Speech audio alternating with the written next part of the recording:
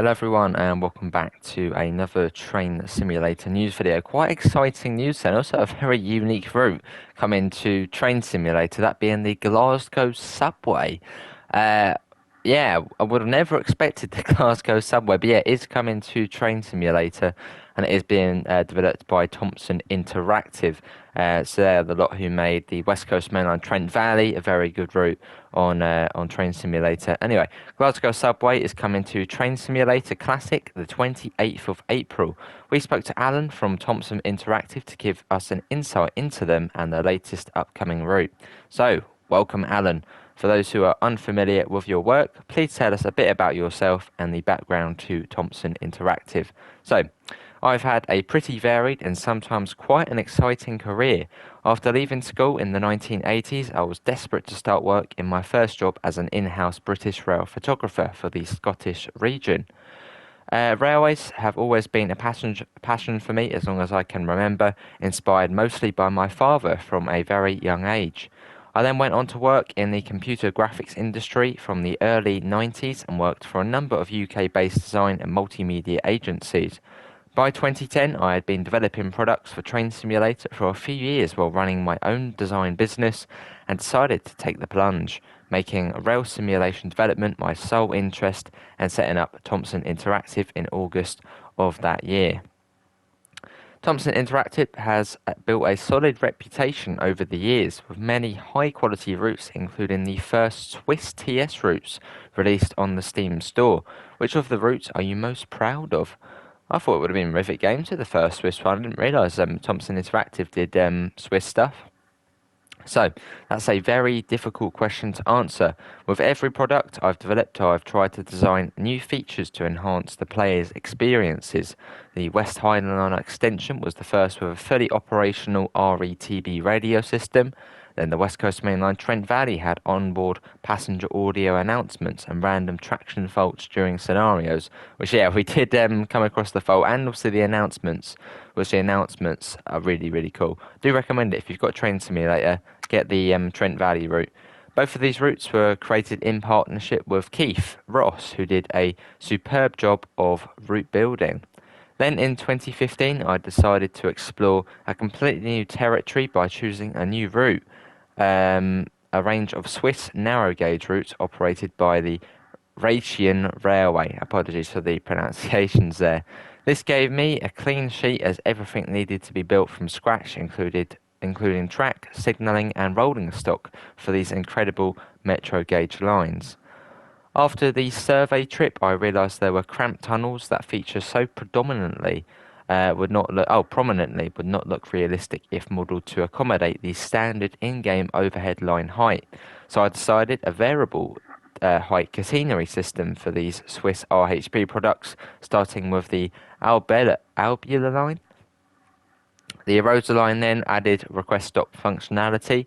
I'm proud of all of these new features, so it's very difficult to just pick one. But from a purely visual point of view, Bernina Pass stands out.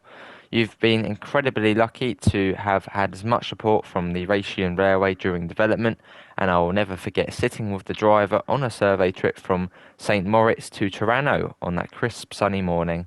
That will be very hard to surpass. And actually, talking about the Bernina line, we actually did stream that only a couple of days ago, so if you want to see that, feel free to check it out. Another question. You have a very exciting and rather unique new route coming April the 28th, the Glasgow Subway.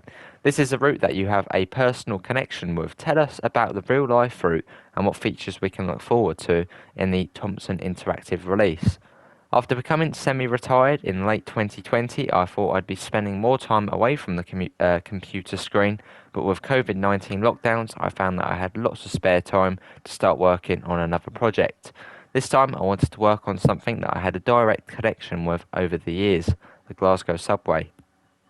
When I was primary school age and before the 1977 modernisation of the subway, I have vivid memories of travelling with my mother from my home in Renfrew to my grandparents who lived in Scotstoun on the other side of the Clyde. This was a journey we made almost every week, taking a bus to the Govan and then subway to Merkland Street, which is now Patrick Station. The subway vehicles were the originals at that time, nearing 80 years old and full of character, The rippled glass and free brass bars at the seat divisions were just at my eye height, and the red leather seats bounced with every shiggle the train made. At my young age, it was a mixture of mild fear and extreme fascination, a magical underground world. After the 3-year closure, my father took me into Glasgow one Saturday to experience the modernised subway, which was almost unrecognisable. A mixture of high-tech and late 1970s cream, brown and beige ceramic tiling. Everything was beige. Everything seemed automatic and futuristic. This modernised subway is the experience I have tried to capture in Train Simulator, with the new crossover chambers and lines to the surface depot that were introduced from 1980. Driving these trains also gives the player choice, as the route has been developed to feature automatic train operation. Auto mode allows drivers to press a button to move from one station to the next, with the ATO system controlling every part of the journey, including evaluation of intermediate signals between Govan and Ibrox, and stopping in the target platform. In Train Simulator, the player can either enable this automatic method of control or drive in manual control. However, manual driving is a real challenge due to the nature of the route and the short platforms, but great fun all the same. It is quite a departure from the usual TS style of route. What new challenges came up in research and development? Research was very challenging due to lockdowns, with operator assistance and surveys out of the question. Luckily, there is a huge wealth of reference material out there on the web, and many weeks were spent simply scoring the internet for any snippet of information that could help. Lots of books and videos purchased too. These station models were difficult to produce due to the combination of curved station walls on curved track combined with the curvature of the track humps posed a problem, but that took the same unusual techniques to overcome. The scripting of the ATO system also threw up many obstacles that were only overcome after many iterations, and you can obviously see the screenshots going through here as well. What elements of the route are you most pleased with? What are you most looking forward to seeing the players getting to grips with? I'm really happy with the look of the passenger interior, as I think I've managed to capture the cramped feel of the trains. I've set up the passenger views as part of the extended driver cabin, the same method used for the Class 350 on the West Coast Mainline Trent Valley. The train also features an audio system that allows you to announce each stop using the cabin PA button. Now that is going to be cool. I'm really looking forward to seeing how players cope with that, different driving modes. My main hope is that other players can experience the same fascination that I've had for this wonderful little underground railway. And yeah, I do recommend looking up the Glasgow Subway. It is a weird little. It's like London Underground. You thought London Underground was small. Glasgow Subway, yeah, it's weird, but it's cool. Thanks, Adam. We are all looking forward to the release. And finally, if you could go back to any time or place and ride on any particular train or just watch it go past, where and when would you go? That's an easy one. I'd love to go back to 1971 and walk to Alceston Road Bridge outside Paisley and watch the trains with my father again. He has been an inspiration to all of my railway projects. That is where and when it all started for me. And yeah, Thomson Interactive's Glasgow Subway is coming the 28th of April. Who's looking forward to it? I'm looking forward to it because it's unique and it's just something completely different. So yeah, looking forward to it.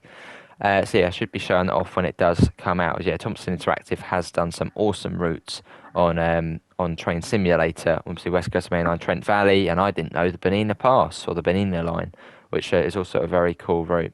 Apart from that, links can be found in the description to the interview, to the Discord, to the PayPal, and to the merch store if you do want to help support the channel. Apart from that, thanks all for coming in, and I hopefully will see you next time. See you all, and take care. Bye, guys.